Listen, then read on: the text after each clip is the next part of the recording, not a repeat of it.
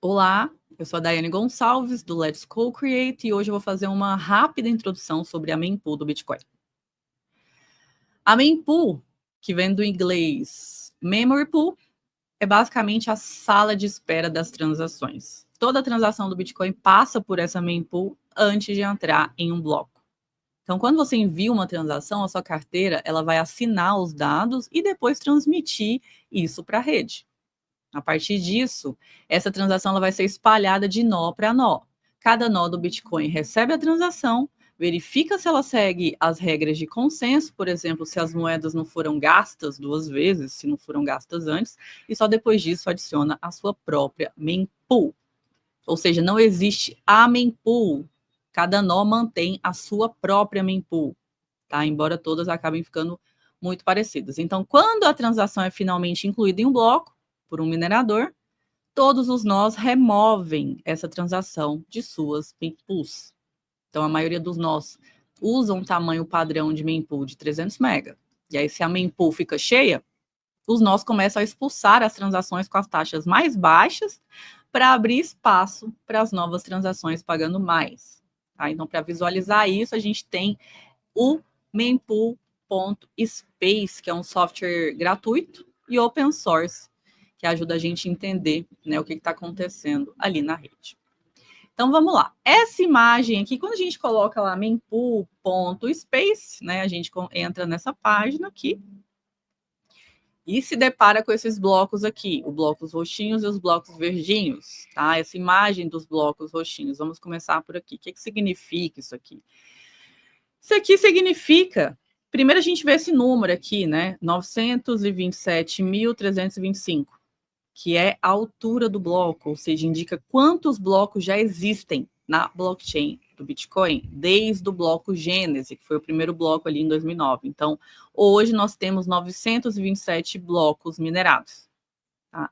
Aqui, 2 sats barra VB, né, que é a taxa média por virtual byte, né? O que significa isso? Significa a taxa média paga ali pelas transações que entraram nesse bloco.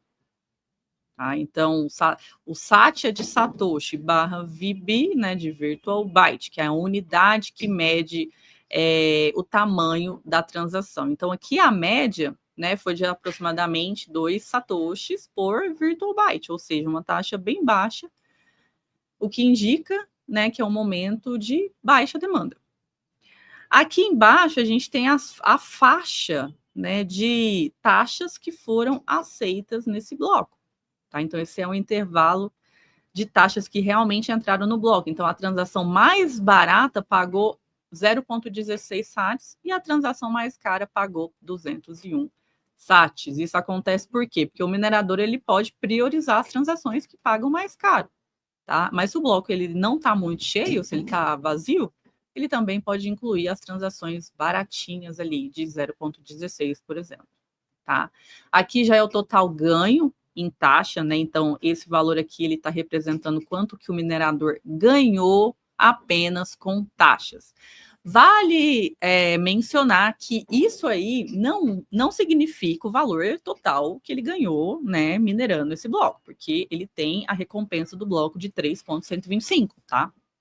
Então, fora o 3,125 BTC, ele também recebe essas taxas de transações. São as transações que ocorreram aqui dentro do bloco. Aqui é o número de transações, né, que foram feitas, que foram incluídas aqui dentro do bloco. Então, hoje, esse bloco aqui, ó, 3.669 transações foram incluídas aqui, e aqui o minuto, né, o tempo desde que foi minerado. Então, esse bloco foi minerado 15 minutos atrás. Esse 24, esse 31, e aqui é quem minerou o bloco, tá? A Founder USA, Mara Pool, Entipool, Spider Pool, esses são os mineradores, né? A pool de mineração que conseguiu encontrar o bloco e receber essas taxas aqui. Agora, do lado esquerdo aqui, os blocos verdes, o que significa? Blocos futuros, né? Os blocos que ainda não foram minerados, tá? Mas que estão sendo formados ali na mempool, certo? Que aqui funciona do mesmo jeito, tá? Taxa de transação, número de transações e em quanto tempo esse bloco pode ser minerado. Tá? Aqui embaixo a gente tem ali a Transactions Fee, né? Deixa eu segurar aqui. Transactions Fee, tá? O que significa isso aqui? Mostra as taxas recomendadas para você enviar uma transação ali no Bitcoin agora, tá? Dependendo da sua urgência.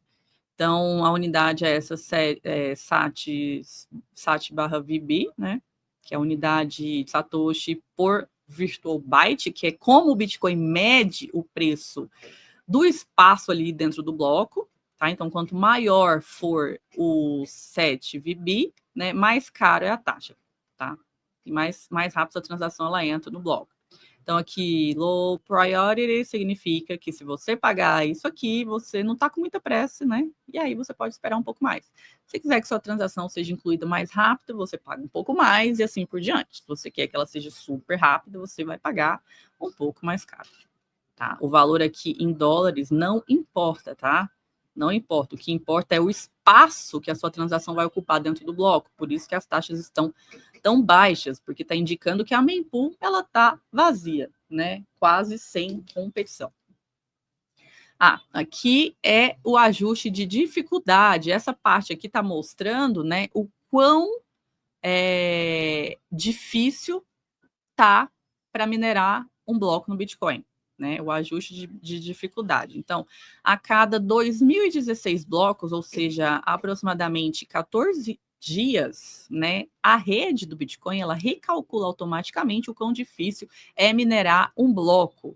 Isso serve para quê? Isso serve para garantir uma coisa muito específica. Os blocos, né, eles precisam continuarem sendo minerados a cada 10 minutos, independente de quantos mineradores existam. E esse mecanismo que mantém o Bitcoin ali previsível e também estável. Então, aqui está falando, né, que a média por bloco tem que ser de 10 minutos, né? A average block time. Tá? Então, o que significa essa parte aqui? É que a rede ela deve diminuir o próximo ajuste, né? A rede ela vai ter que diminuir, né, a complexidade, porque os mineradores estão mais lentos do que o previsto, né? Então, a média do tempo do bloco ficou acima ali dos 10 minutos, então a rede precisa corrigir isso, né? Automaticamente o protocolo reduz a dificuldade, os blocos ficam mais fáceis de minerar e o ritmo volta ali para os 10 minutos, né? Que é a média correta. Aqui está indicando quando vai ser o próximo ajuste. Quando vai ser? Amanhã, daqui 5 horas, né? Meia-noite e 45 vai ocorrer o próximo ajuste. Então, já foram os 2016, vai significar que já está quase próximo dos 2016 blocos ali, né? Para ajustar o protocolo. Então, nessa parte aqui, mempool Googles, é basicamente uma visualização gráfica ali de todas as transações que estão esperando para entrar no bloco, né? Cada quadradinho desses aqui é uma transação, tá? Aí aqui o tamanho do quadrado vai mostrar o quanto de espaço aquela transação está ocupando dentro do bloco. Então, a cor também, tá vendo? Tem umas cores mais claras, verdinhos, os mais escurinhos, né?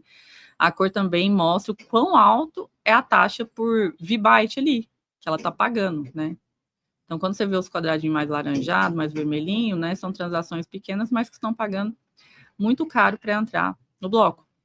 Os quadrados maiores, né? Significa que as transações são grandes, né? Estão ocupando um espaço grande de V-byte. Quanto menor o quadradinho, né? Menos espaço está ocupando ali de V-bytes, tá? Agora aqui na Incoming Transactions. O que significa isso? Esse gráfico aí, né, ele está mostrando, né, quantas transações estão chegando ali por minuto na mempool, ó.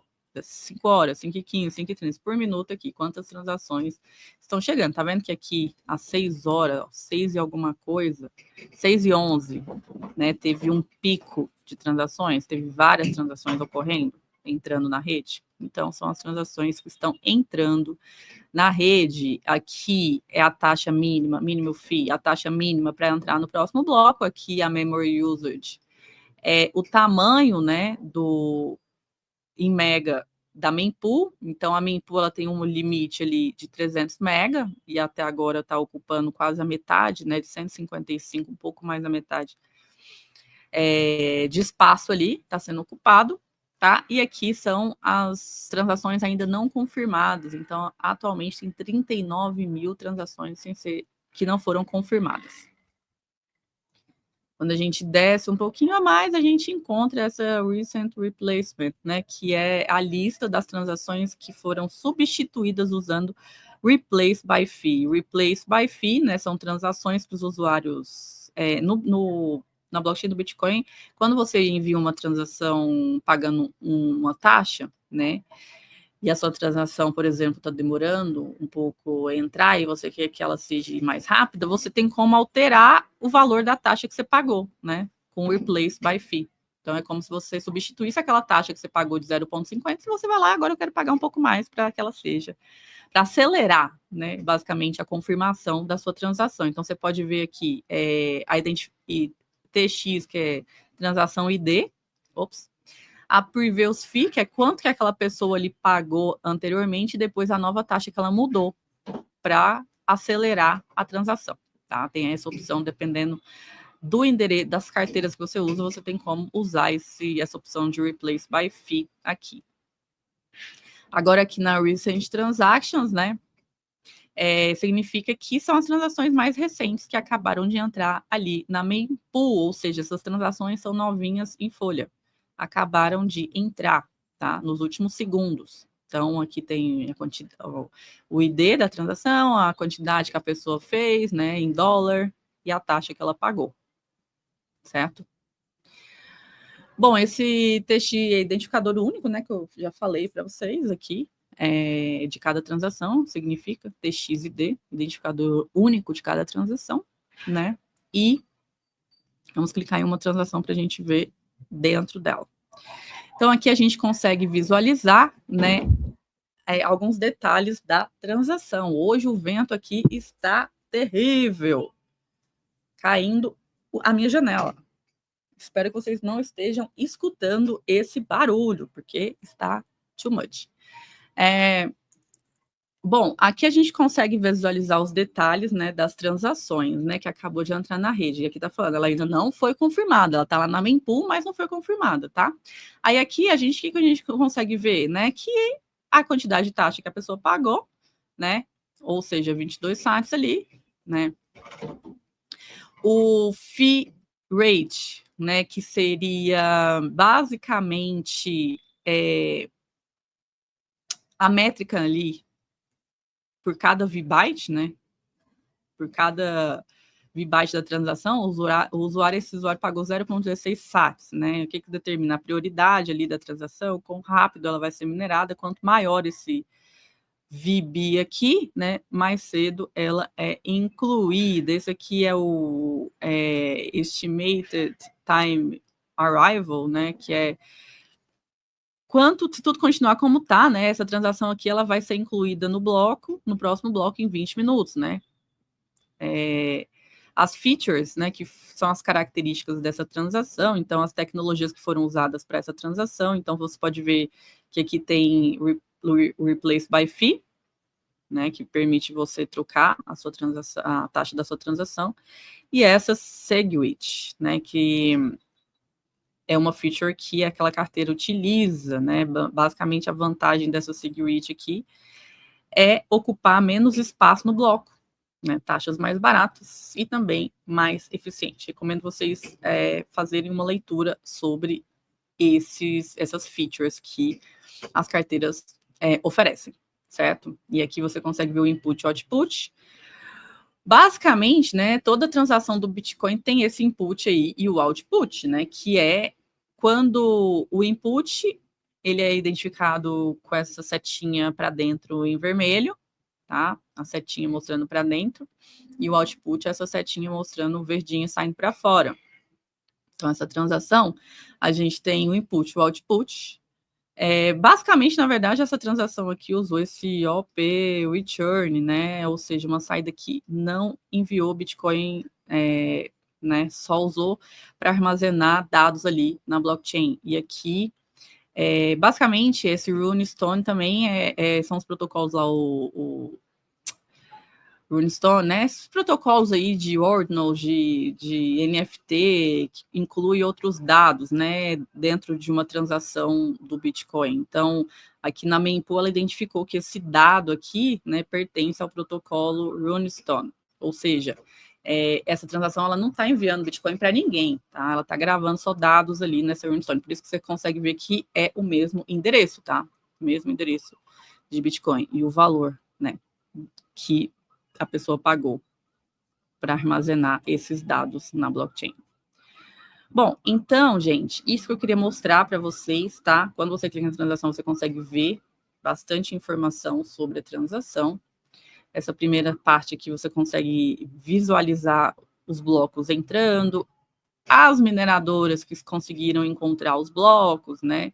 Se você clica em cima delas também, você consegue ter acesso a essa informação das mineradoras, né? E é muito interessante, recomendo vocês fazerem dá uma olhada aqui, né? No próximo vídeo eu vou entrar explicando sobre a Etherscan, que é, né, uma das ferramentas utilizadas para a gente visualizar as transações que ocorrem na rede Ethereum, beleza? Então, eu espero que tenha ficado claro, que vocês tenham conseguido entender mais ou menos o que significa mempool e como que a gente consegue visualizar o que está acontecendo na rede do Bitcoin. Então, é isso, pessoal. Eu espero que vocês tenham aprendido. Eu vejo vocês no próximo vídeo. Abraços!